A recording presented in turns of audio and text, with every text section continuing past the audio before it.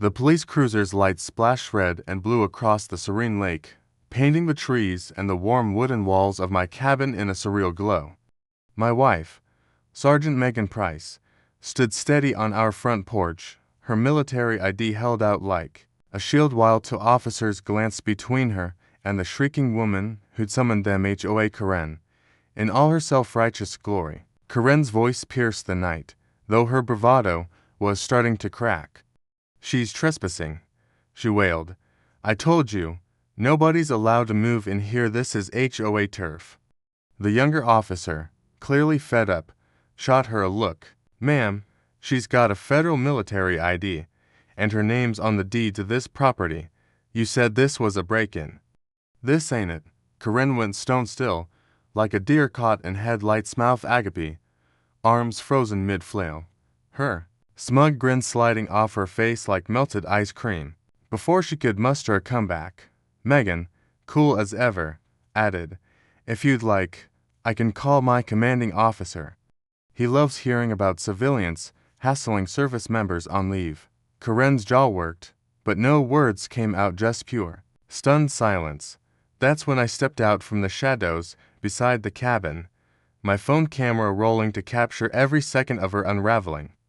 But let's hit pause and rewind, because how did we land in this absurd showdown? It all kicked off 3 weeks ago when Megan, after 10 grueling months deployed overseas, finally got her hard-earned military leave. All I wanted was to give her peace, quiet, and a cozy escape in the lake cabin my dad left me, a humble little place, nothing fancy, just ours. Which city of the United States are you watching from? Drop a comment and share with us if you've had any run-ins with an HOA. We'll narrate your story on our channel. Wooden retreat tucked beside Silver Pine Lake, with mist rolling off the water in the early mornings and birds that actually sang like something from a nature movie. It had been my escape since I was a kid.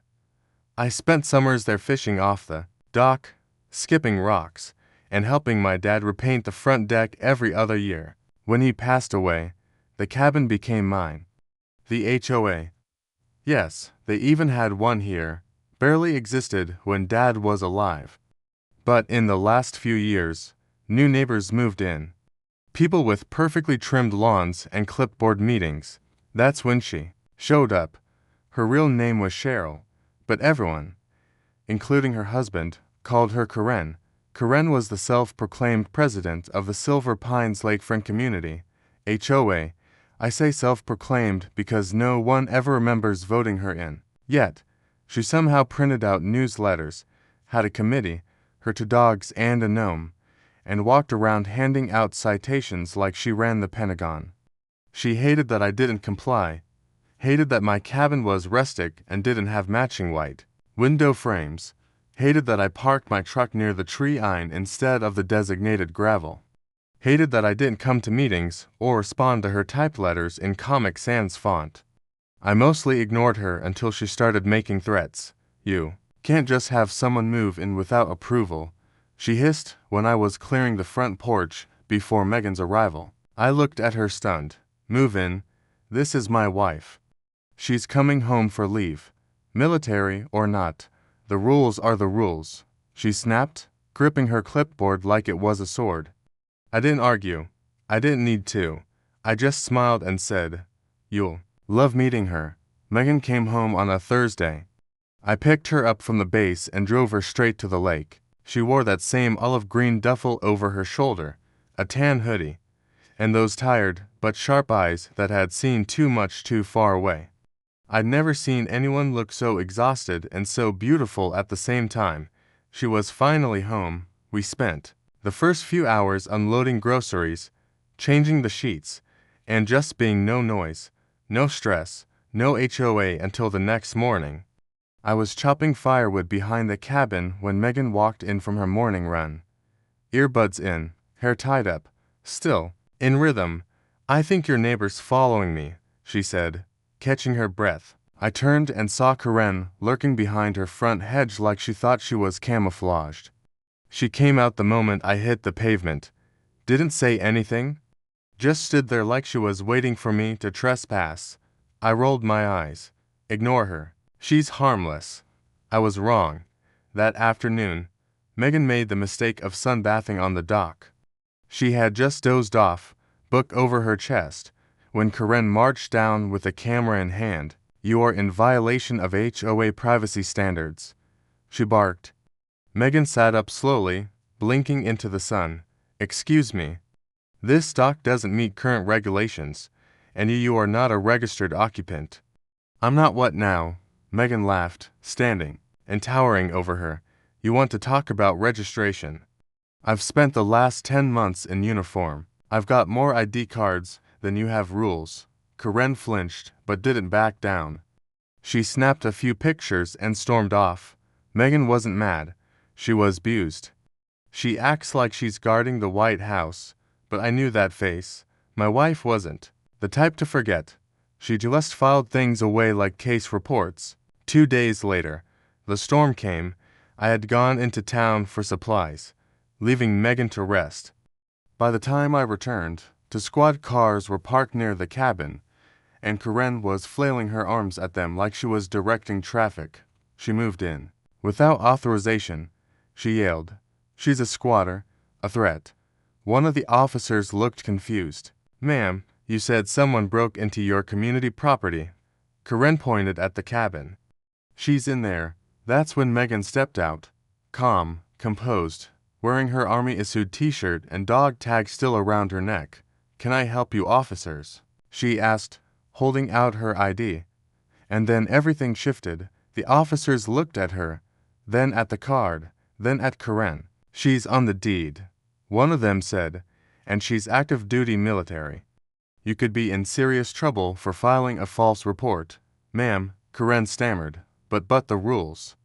Megan leaned in, calm as ever. You want to keep talking about rules. We can do that, or we can talk about federal charges for harassing a service member on protected leave. Karen went pale. I mean ghostly pale.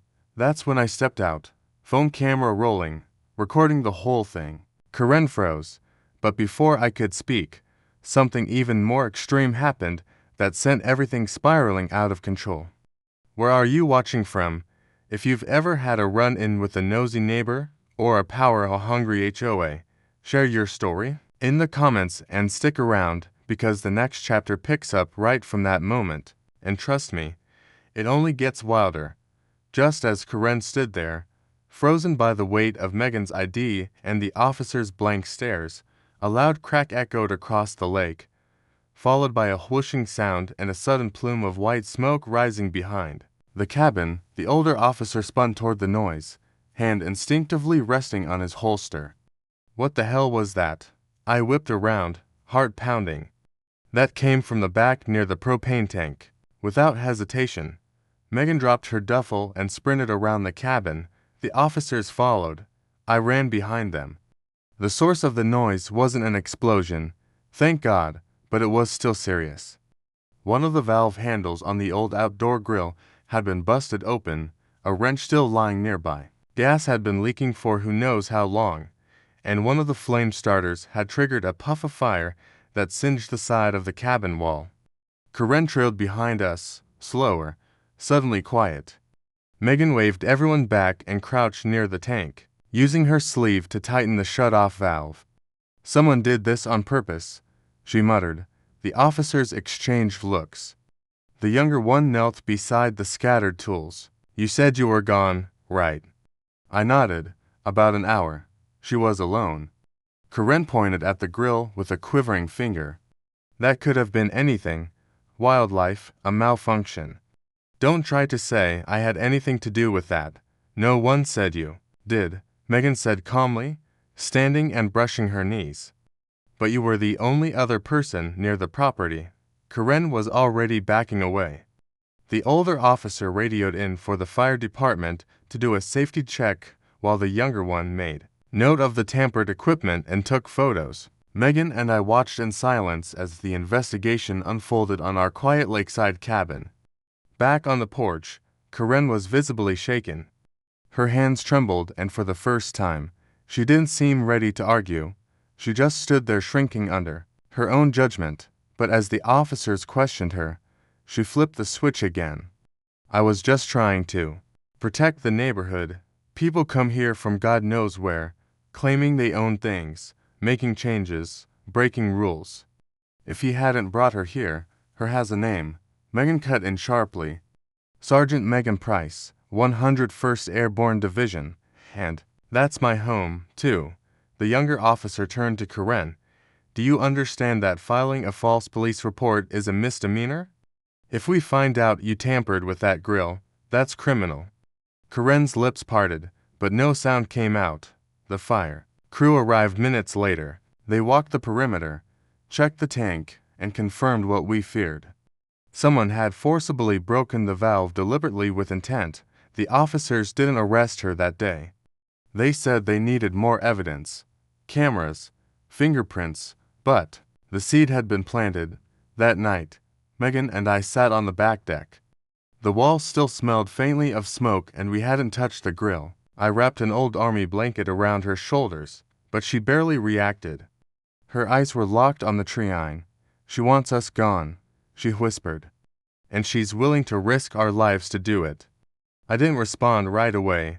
I just squeezed her hand. Karen didn't come by the next day or the day after that, but we started getting letters typed, folded into perfect thirds, slipped under the cabin door like ghost messages, notice of code violation, unapproved flags, outdoor furniture, color breach, unregistered tenant occupancy. Every letter more ridiculous than the last. Every letter threatening further action. Megan pinned them to the fridge like trophies. Let her dig her hole. Still, the tension in the air felt heavier. So, we did what we could. We installed the security cameras, put locks on every outdoor shed, took turns keeping an eye on the truck. It wasn't paranoia anymore. It was defense. Then, it got personal. One evening, Megan's car was keyed deep, long from front fender to rear. The paint peeled like a wound, and next to the damage, someone had carved 3 letters with a rock. Ho-R. I thought Megan would explode. Instead, she just stared at the scratch and whispered, "Okay." That's when things started shifting. She made a few phone calls, quiet ones, to people with titles with clearance. I didn't know the full scope, but I saw the glint in her eyes, the same glint she had when she was prepping for a mission. I asked her, "What are you planning?" She only smiled, just showing up with the right paperwork. The next day, Karen was back. Her usual blouse, her usual sandals, clipboard in hand. She strutted to the edge of the dock while Megan was reading. "You need to vacate," Karen snapped. "This cabin is under neighborhood assessment." "I've already called the community board." Megan stood calmly.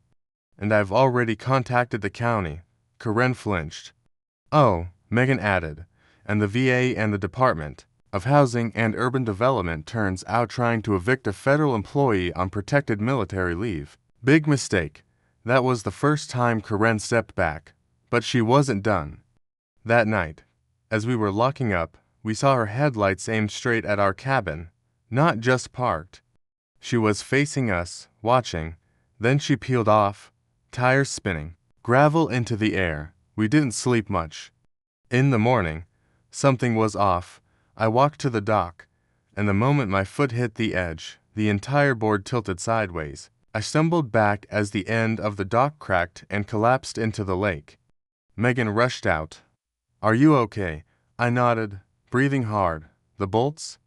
Someone removed the support bolts. That was it. Megan called her commanding officer. I heard the words civilian harassment, property damage, and threat to military family. She didn't shout. She didn't cry. She documented. The very next morning, we received a letter in our mailbox. Not from Karen, from the county. Notice of complaint review. Karen Doyle, Silver Pines' HOA president, subject to investigation for fraudulent enforcement and public harassment. I didn't think it would escalate so quickly. But then a marked black SUV pulled up in front of Karen's house, not ours, and 2 men in suits stepped out.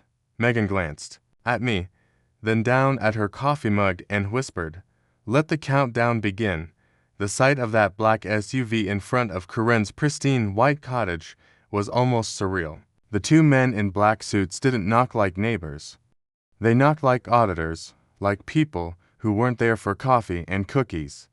Karen opened the door with her usual smugness until she saw them flash their federal IDs. From our porch, we couldn't hear what they said, but her face dropped as fast as her shoulders. She looked like someone had drained all the arrogance out of her with one sentence. Megan watched calmly, sipping her tea, there from the office of the Inspector General. I told you I don't play when it comes to safety. I turned toward her, stunned. Wait, you called in a federal investigation? I didn't call it in, she said, with a faint smirk. I filed it with evidence. That moment rewired something in me. This wasn't just about a cranky neighbor anymore. This was about someone who had declared war and picked the wrong soldier to mess with. Back across the street, Karen looked like a statue as the men entered her home. They stayed for nearly 45 minutes. When they came out, Karen was behind them, wringing her hands, her clipboard nowhere in sight. She looked directly at our cabin. For a moment, not with fire or anger this time, but fear. Real rattled fear. She knew. She finally knew who she was dealing with. For the next few days, it was strangely quiet. No screaming. No letters. Not even a twitching curtain. It was like Karen had evaporated. Megan used the time to repaint the dock edge that was sabotaged, and I helped resecure the fence posts. For once, it felt like we were winning, but it didn't last. On the fourth night, after the investigators left Karen's house, we were woken up at 3:12 a.m. by the motion detector camera alert. I grabbed my phone. A shadow moved across the deck, then another. To figures, hooded, slow, cautious. I bolted upright and nudged Megan. She was already grabbing her flashlight and sliding her boots on. I'll take the back, she whispered. You, get the front and call the sheriff. Heart pounding. I did just that. My hands trembled, dialing the number, even as I slipped out the front door with a bat in one hand and my phone in the other. The darkness swallowed everything, and the only sound was the creak of the deck and the rustle of leaves. Then I heard Megan's voice from the back. Calm, loud, firm. Stop right there and show me your hands. She had one of them pinned against the side of the shed, her flashlight beamed square on his face. A teen, barely 18, the second one was frozen nearby with a crowbar in his hand. Megan kept her hand near her waistband. I knew she didn't carry off duty, but her tone made it sound like she did. They both dropped their tools and raised their hands. Within minutes, the sheriff deputies arrived. The boys were cuffed and put into the back of the patrol car. One of them, a lanky kid with acne and greasy hair, kept whispering something to the deputy. The deputy walked over to us afterward. You'll want to hear this, he said. They say the HOA president offered them $50 each to take care of the veteran lady. Said you were a threat to the neighborhood and needed scaring off. Megan exhaled slowly, her jaw tight. She hired teenagers to harass a federal soldier and vandalize government-recognized property. She did more than that, I muttered. The deputy nodded. We're bringing her in. County Daw will decide what happens next. I looked at Megan, and for the first time since this whole saga began, I saw a flash of exhaustion. She wasn't just tired of Karen. She was tired of fighting to be respected on land that was already hers. But the fight still wasn't over. The next morning, news vans lined the dirt road that curved through Silver Pines' lakefront. Somehow, word had gotten out. HOA Karen was arrested for organizing vandalism and harassment, and it had the kind of headline people gobble up. The local reporter, a blonde woman with too much eyeliner and a bright red blazer, approached our gate like she was walking on eggshells. Would you or your wife like to give a statement? Megan simply said, no statement, just a reminder. Don't pick fights with people you don't understand. The video clip of her saying that made it onto the evening news, and that's when everything went nuclear. Karen's so-called HOA committee dissolved overnight. The neighbors who had once backed her started to confess they never wanted to be involved in the first place. Turns out Karen had made herself president using fake signatures and half-truths, even collected fees from some residents that were never reported. The county launched a formal audit, but Karen didn't come back. Her house sat dark and empty for days. A for sale sign went up less than a week later, and gossip spread that she had left town entirely. Silver Pines was quiet again, peaceful, still, but not untouched. We received an envelope a few days later. No return address, no note, just a copy of the original HOA documents, doctored, forged, and signed under false names. It was obvious Karen had mailed it, a final confession, or maybe just guilt. Megan burned the papers in the fire pit. We thought it was over until we got a call from the county clerk's office asking us to come in for a meeting. Confused, we went and walked straight into something we never expected. Karen had named us in a formal civil suit. Apparently, she was suing us for defamation, psychological trauma, and property devaluation caused by slander. It felt like a joke, but it wasn't. It was real, it was official, and it meant one thing. Karen wasn't done. She was back, and she was planning to drag this battle into court. The moment Megan read the official lawsuit paperwork, she laughed, not a joyful laugh. A low, stunned, almost unbelieving sound like someone watching a fire burn the exact spot where they just shoveled snow. "She's suing us," she said. Eyebrows raised. I nodded. "Apparently, we caused her psychological trauma and harmed her community reputation." Megan blinked. "She hired two teenagers to vandalize federal property, and now she's the victim." We sat in silence for a minute, staring at the crisp pages. Karen had filed the lawsuit representing herself, but the document was full of legal jargon peppered with typos and stapled crookedly. Still, it was filed, stamped, and very real. The court date was scheduled in 3 weeks. "She's desperate," Megan finally muttered. "This is her last grasp at control." Still, it didn't stop the pit in my stomach from forming. The next morning, we visited a local attorney, Mr. Travis Colburn, a short man in his 60s with wire-rimmed glasses and a deep voice that made everything sound more dramatic than it was. He looked over the documents with a slow shake of his head. "This is one of the flimsiest complaints I've seen in 20 years, he said. "But flimsy or not, we still have to show up." He leaned forward, lacing his fingers. "You know what this is about, right?" "Control," Megan said immediately. Coburn nodded. "She's not fighting for justice. She's fighting to be seen." He agreed to represent us free of charge, and turns out he was a veteran, too. "Anyone messing with military families, not on my watch." Back at the cabin, Megan started preparing again. Not with weapons or tactics, but with documents. She pulled out every letter Karen had ever written, every photo of the keyed car, the collapsed dock, the teens with tools, every copy of HOA flyers and violation threats. She organized it all into folders labeled, time-stamped, color-coded, and then she took it further. She submitted a Freedom of Information request to the county clerk's office for any HOA complaints filed under Karen's name, and what she found made our jaws drop. Karen had filed over 300 complaints in the last 2 years, mostly against single women, veterans, or people of color. The pattern was clear. She wasn't just annoying, she was dangerous. "I don't want just to win this case," Megan said quietly. "I want the court to see who she really is." The day of the hearing came quickly.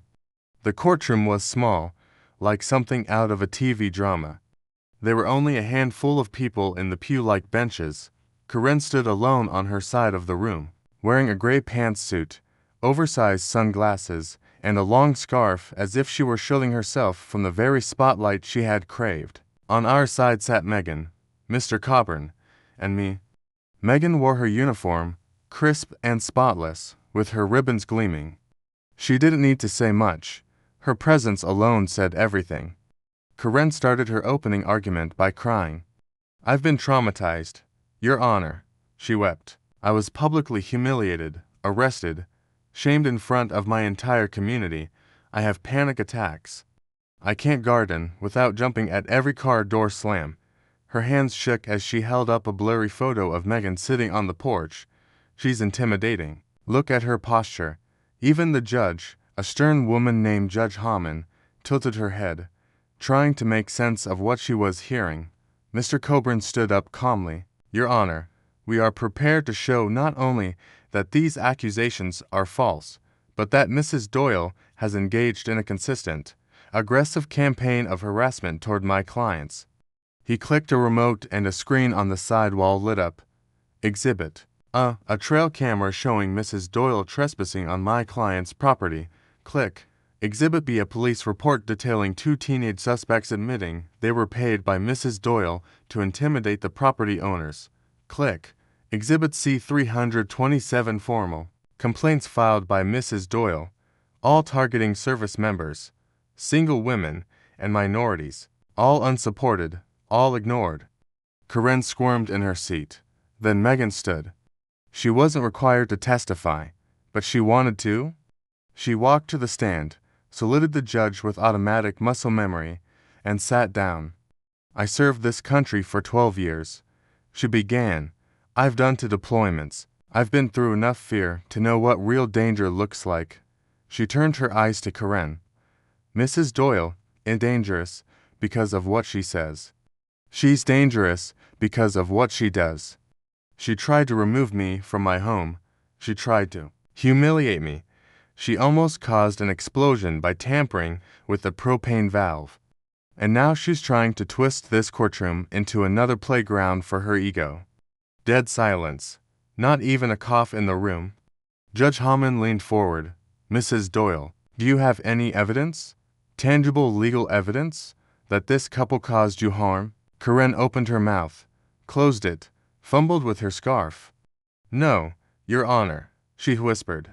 I didn't think so. With a single slam of the gavel, the judge dismissed the case. But she wasn't done. I am also issuing a restraining order against Mrs. Doyle. You are to have no contact, direct or indirect, with the Prices. Any violation will result in jail time. Karen stumbled out of the courtroom, face pale, hand shaking. We didn't follow. We didn't need to. Outside the courthouse, reporters gathered. They'd heard about the case and wanted comments. Megan gave them only one line. People like her don't just need consequences.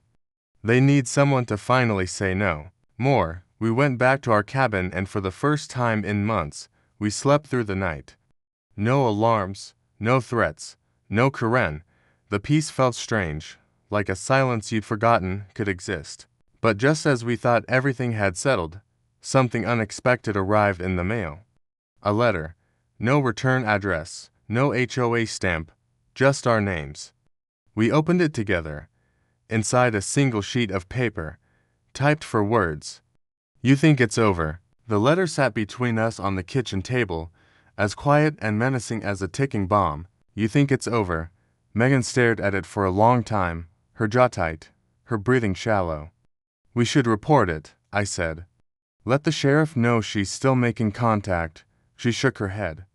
There's no name, no return address, she claimed. It wasn't her, but who else would? She wants us to react, to live on edge. She's feeding on that still.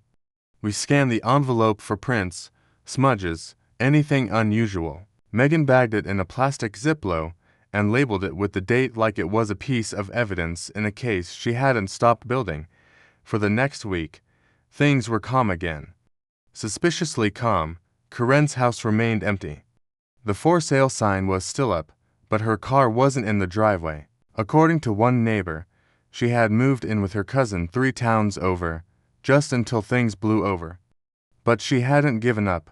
3 days later, Megan received a notification on her military leave portal. A formal complaint had been filed against her, claim abuse of military credentials to threaten civilian homeowners. Filed by Anonymous. I'm guessing it wasn't the Tooth Fairy, Megan said, scrolling through the portal with a frown. The system flagged the complaint as under administrative review. Megan knew the process. The military took any formal accusation seriously, even ones without merit. If it wasn't resolved, it could delay her return, even affect her clearance. She picked up her phone and dialed. Her voice stayed calm, her tone respectful, but there was steel behind every syllable. "This is Sergeant Megan Price. I'd like to request a counter-investigation into the complaint filed against me. I believe it's part of a documented harassment pattern." By the next morning, she had a phone interview scheduled with the Internal Affairs Unit. And that's when it hit us. Karen wasn't just trying to scare us off the lake anymore. She was trying to take Megan's career from her. "I need to go back to base early," Megan said quietly after the call. "I need to fight this from the inside." "I'll come with you." "No," she said firmly. "You need to stay here. Watch the cabin. Watch our land." The next morning, I dropped her at the airport. She kissed me on the cheek, gave my hand a squeeze, and said, "Don't let this place go quiet. I'll be back." When I returned to the lake, it felt different, empty, not just without her, but watched. That same afternoon, I spotted a black SUV parked farther down the trail road, not the government one. This one had tinted windows and out-of-state plates. It didn't move, it just sat there for hours. That night, I turned the floodlights on. By morning, the SUV was gone. 2 days later, I found something even worse. Our front yard, the same yard where Megan hung a small flag on a pole, had been trampled. Muddy boot prints, trash scattered. The pole snapped in half. I stood over it, fists clenched. She was escalating again, but I remembered Megan's words. "Don't react, document." So I did. I took photos, marked the tire prints, called the sheriff. "This is harassment," I told Deputy Rhodes. "You know it." "I know it. She's just hiding better now." "I'll file another report," he said, "but off the record. She's not acting alone anymore." "What do you mean?" He hesitated, then lowered his voice. "We've had 3 other residents complain about similar break-ins, threats, and damage. All of them were people Karen previously had conflicts with. Whatever she's doing, she's pulled others into it." That night, I barely slept, then a knock, to 43 a.m. Not loud, not fast, just deliberate. I opened the curtain. Nothing. No one. Just an envelope taped to the door. No words this time, just a photo. Megan walking into the military building. Time stamped from that same day. My blood ran cold. It meant one thing. Someone was following her. I immediately called her, heart racing. She answered on the second ring. "Are you okay?" "I'm fine," she said. Alert. "Why?" I told her about the photo, the knock, the envelope. There was a pause. "Then they're watching the base, too." She didn't say it, but we both knew it. Karen had crossed a line. "This isn't just HOA harassment anymore," Megan said quietly. "This is targeted stalking and we're going to stop it. But we do it my way now." The next morning, she emailed me a list, short, precise instructions. I followed it to the letter. Installed motion-triggered cameras with cloud backups, upgraded locks, purchased a GPS tracker, and installed it in her car just in case. Got in touch with Mr. Coburn, who connected us with a federal harassment investigator. We weren't just reacting anymore, we were gathering. And then one night, it all paid off. The lake was quiet. I was watching the footage from the new driveway camera when I saw it. A woman in a black hoodie crept up the path toward the porch. She turned just enough for the camera to catch a glimpse under the hood. It was Karen. She walked slowly, holding something. Then she knelt by the door and slipped the object into the mail slot. Then she turned and walked off into the trees. I grabbed my phone, called the sheriff, and sent the footage to Megan. The sheriff came within 20 minutes. We opened the mail slot and retrieved what she left. It was another photo. This time, a burned American flag alongside a note. "Traitors don't belong here." Deputy Rhodes was silent as he bagged the evidence. "We're not waiting anymore," he said.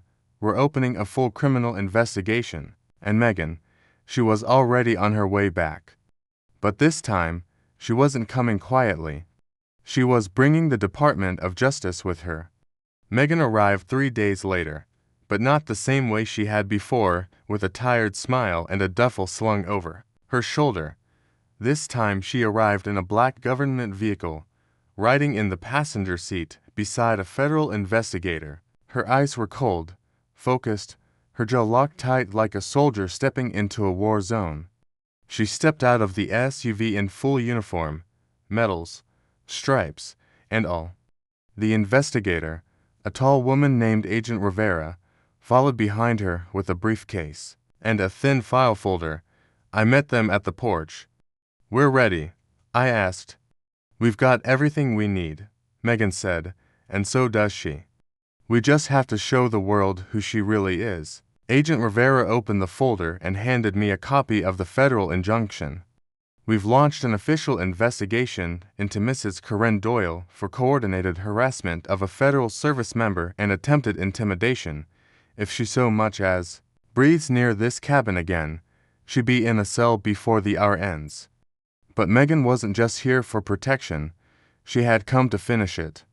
We spent that morning submitting new evidence, emails, camera footage, forensic photos of the note, and burned flag, and even the photos Karen took of Megan at the base. Each piece was now tied to a chain of escalation. It wasn't petty HOA drama anymore, it was a federal crime. And yet, Karen still wasn't arrested. That afternoon, we found out why. Deputy Rhodes knocked on our door with a grim look on his face. She skipped town. What? She was supposed to meet with the DA today for questioning. She never showed. Her house is empty. Phones off. Credit cards inactive for the past 24 hours. Megan stared at him. "You're saying she ran?" Rhodes nodded. "We're filing a statewide alert. She won't get far." But I wasn't convinced. She's not running. She's hiding. She's waiting. That night, Megan and I sat by the lake, the moon reflecting on the water. Both of us quiet, then we heard it. Snap. A twig behind the cabin. We both froze. Megan reached for the flashlight. I grabbed the bat I now kept beside the door. Another snap. Then a whisper. Soft, breathy. We stepped around the cabin in a wide arc, flashlight sweeping across the brush. Nothing, but the feeling never left. We were being watched. The next morning, we got the email sent to Megan's official Army inbox. No subject, no text, just a single image attached, a photo of Megan and me taken from across the lake standing on our porch the night before. It was time-stamped exactly 5 minutes after we heard the twig snap. Someone was still nearby, still watching, and this time they had moved. Across the water, Agent Rivera immediately escalated the case to a national level. Karen Doyle was now listed as a fugitive, wanted for stalking, harassment, and endangerment of a federal officer. They suspected she had help, and they were right. Because that night, the lake cabin lit up in a flash of white light. Boom, a gas canister exploded beside the garage. Not enough to burn the cabin down, but enough to torch the siding and send shrapnel flying into the trees. Megan dove over me, shielding my body with hers as debris flew. The fire was out within minutes, thanks to the lake water hoses, but the damage was real. So, was the message. This wasn't just about eviction. This was war. The next day, federal marshals swarmed the property. They set up a perimeter, questioned neighbors, and began hunting anyone connected to Karen. That's when they found him, a man named Preston Doyle, Karen's nephew, a 27-year-old ex-military dropout with a history of minor offenses and a home just 15 minutes away. When they raided his house, they found photos, dozens of them, of Megan, of the cabin, of my truck, even pictures from our wedding, printed out and pinned to the wall, and maps, detailed sketches of our property. He confessed within an hour, said Karen had paid him in cash and promised him a cut of a lawsuit windfall if he helped get rid of us. She said the soldier didn't belong here. He mumbled, said you were traitors. Said she was protecting the community. That was it. Enough evidence to arrest Karen Doyle. She was found in a motel across state lines that night, hiding under an alias, using a stolen ID, and trying to dye her hair in the bathroom sink. They dragged her out in cuffs, screaming about her neighborhood, and how the lake was supposed to be hers. Megan and I watched it all from the porch as the federal agents gave us the call. She's in custody. But instead of cheering, Megan just nodded. It's over, I said. No, she replied. Now it's time to rebuild. And we did. The porch was repaired. The siding was replaced. Neighbors came by, the ones who once avoided us, now offering help, food, even apologies. Turns out Karen had made a lot more enemies than we realized. She just finally picked the wrong one. But then a week later, a new letter arrived. No envelope this time, just a single sheet typed. She may be gone, but I'm still here. No name, no return address, just a small smear of ash along the top edge. Megan held it for a moment, then turned to me and said, Chapter 7's coming, and it won't end the way they think it will. Megan didn't flinch when she read that last letter. She folded it carefully and slid it into a plastic evidence sleeve like she'd done dozens of times before. Calm, focused, but I could tell by the way her hand gripped the table tighter than usual that this wasn't just another piece of paper. I'm still here, she muttered. So it was never just Karen. You think she had more help? I asked. I don't think. I know. And just like that, the final chapter of this nightmare began. Not with fire or shouting, but with quiet footsteps and a calm strategy. The kind of strategy my wife, a decorated military intelligence officer, had mastered long before this little lake ever had in HOA. We began to dig. Preston Doyle had already confessed to carrying out Karen's dirty work. But what the federal agents hadn't found yet was who else had been feeding him information, because someone still had eyes on us. Someone still had access. So Megan reached out to an old friend, Chief Warrant Officer Lynn Carter, now working cybercrime for Homeland Security. She sent over the last letter along with the email containing the photo of us on the porch. Within 48 hours, Lynn responded, You were right, she said over the phone. There's a second digital footprint tied to the email, and it wasn't Karen's. It was sent from an IP address registered to someone right inside Silver Pines' lakefront. Who? Megan asked. A pause. You're not going to like it? Lynn said. It's Mark Holloway. My stomach turned. Mark was our next-door neighbor, a quiet retired school teacher in his 60s who'd always waved politely, brought over coffee once, and even complimented our new roof. But as Megan dove into county records, she found it all. He'd been one of the original signers on Karen's fake HOA documents, and not just a supporter, he was the co-founder. The reason Karen had always walked around like she had power was because she wasn't alone. Mark had been her backup, her spy, her silent enforcer, and worse, he had access to a city database through a school system loophole. That's how they got Megan's military file. That's how they found out when she'd return. That's how they timed every single scare. We turned the evidence over to Agent Rivera. Let's bring him in quietly, Megan said. No press, no noise. Let him think we're not watching. It worked. That weekend, Rivera showed up with 2 marshals. Mark opened the door wearing his usual sweater vest and khakis, smiling, polite until the badge came out. Within minutes, he was in cuffs. When questioned, Mark broke faster than Karen did. He admitted to being part of the entire scheme. Said Karen believed Megan was a threat to their peaceful, respectable lake culture. Said she looked too strong and made the neighborhood feel like a military base. She wanted it back the way it was. Mark confessed before outsiders came.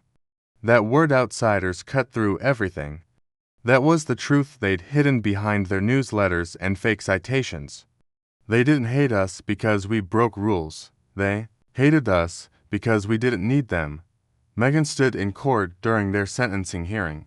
Calm and centered, Karen was sentenced to 8 years for harassment, attempted arson, and conspiracy. Mark got 4 years for data theft and aiding a federal target, but Megan didn't speak in court. She saved her voice for the lake. 1 week after the sentencing, we stood by the water's edge as the sun dipped low, orange streaks painting the surface like fire. Megan held up the original deed to the cabin signed by her and me and my late father. She looked at the quiet homes across the water, the ones that once hid eyes behind curtains, the ones that now waved and smiled genuinely. They tried to scare us off, she said, but all they did was remind me why I serve. I asked her if we'd sell the place now that it was all over. She smiled. No, this is home, we rebuilt. Not just the siding or the dock, but the feeling, the quiet, the safety, the peace. Neighbors came together. They officially voted to dissolve the HOA that Karen and Mark had clung to so desperately. We replaced it with something better. A volunteer neighborhood alliance. No fees, no fines, just people helping each other. And Megan, she re-enlisted, but not for combat. She became a military counselor, helping veterans transition to civilian life, helping women find their voice again after war, after trauma, and I wrote our story down because this lake saw everything, the worst of fear, and the best of bravery. But I had to end this story with what matters most, a lesson. Sometimes the people who scream the loudest about rules and respect are the ones hiding their own fears and insecurities, and sometimes standing your ground calmly, firmly with truth, the most powerful weapon you'll ever carry. Karen tried to burn us out. Mark tried to silence us, but we're still here. And every time the sun rises over Silver Pines' lake, it rises on our porch, on our flag, on a home that no HOA will ever take again. If you stayed with us through every twist and turn, thank you. This story was based on the power of standing up quietly, but firmly against injustice and winning with truth, not rage. If you believe in kindness, strength, and never backing down from bullies in any uniform, like, comment, and share this story. And remember, power doesn't come from a badge or a clipboard. It comes from knowing who you are and never letting go.